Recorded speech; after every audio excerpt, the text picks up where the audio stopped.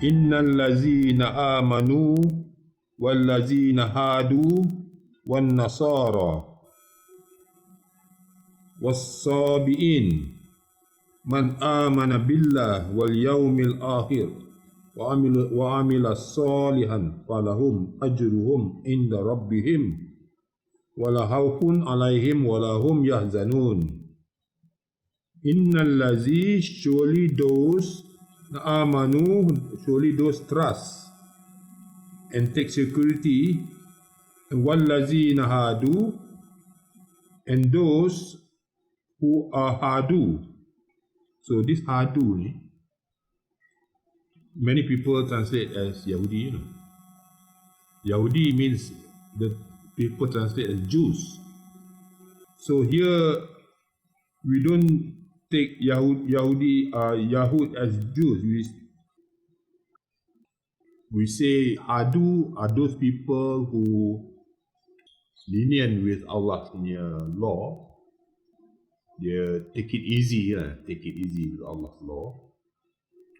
And the nasara are the helpers.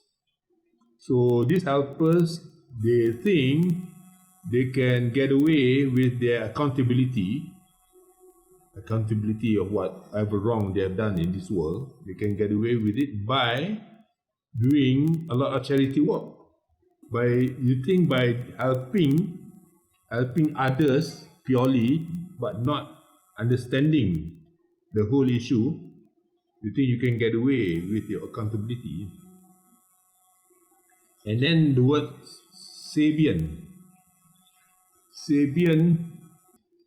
Actually, in real life today, there are descendants, the tribe, who call themselves sabien. Sabien. They are a group, tribe yang say they are descendant of sabien.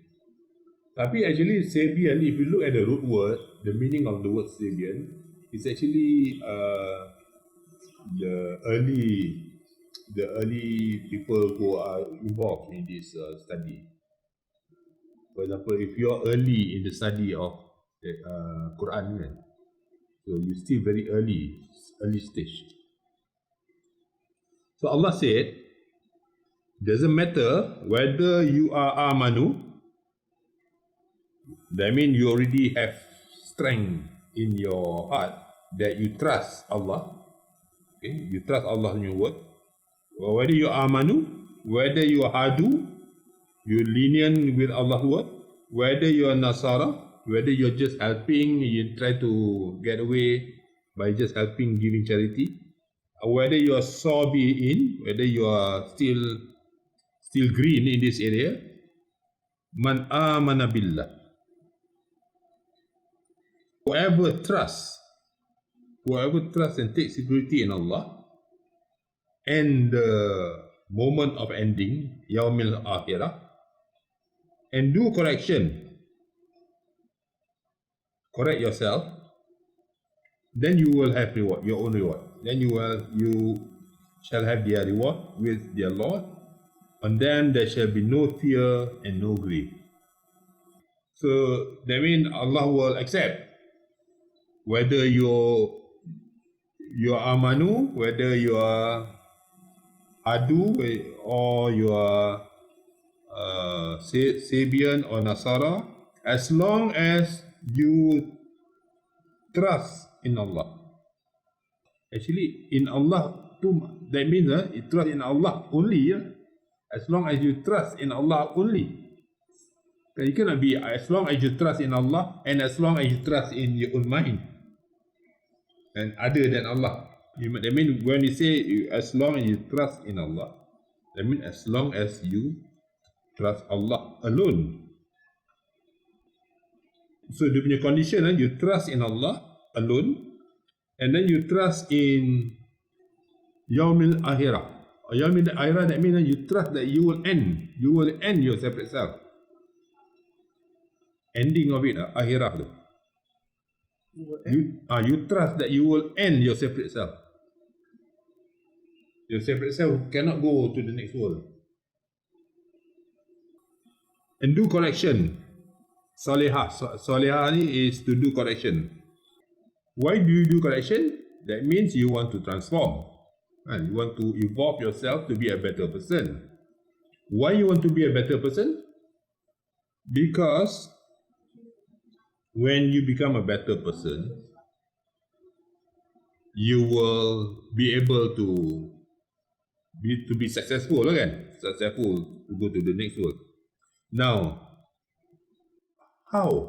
what is the nature? What is the nature of a person who is successful, who has succeeded in transformation? What is the nature of that person? So the nature of that person is he who has ended his self. He trusts Allah and then he ended separate self.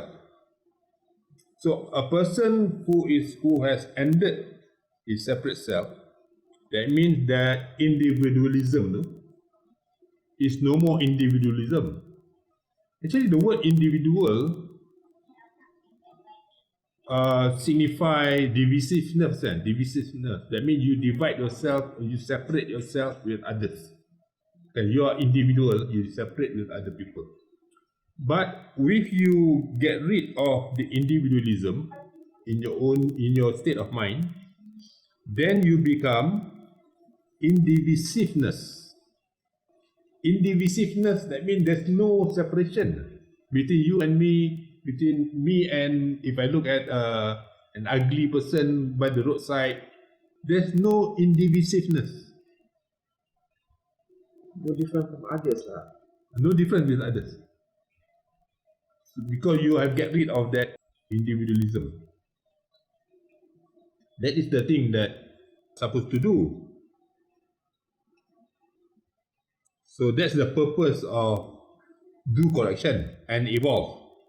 To unbecome what you have become. To unbecome what you have become. You have become individualistic. You have to unbecome that. Unbecome individualistic by indivisiveness. No division. Unbecome? To unbecome what you have become. If you can get rid of the individualism, then you will have no fear and no grief. Because if you can have that state of mind, then there is no such thing as conflicting. There's no conflicts. If you are individualistic, then you have your own self-interest. You have your own. Then if you have your own self-interest, whatever you do will be conflicting with other people's interests. So that's why the argument comes in. But if you get rid of it, individualism, then it is our interest. Whatever we do is our interest. So it's quite beautiful that is the path that we're supposed to take. Siratul Mustaqim.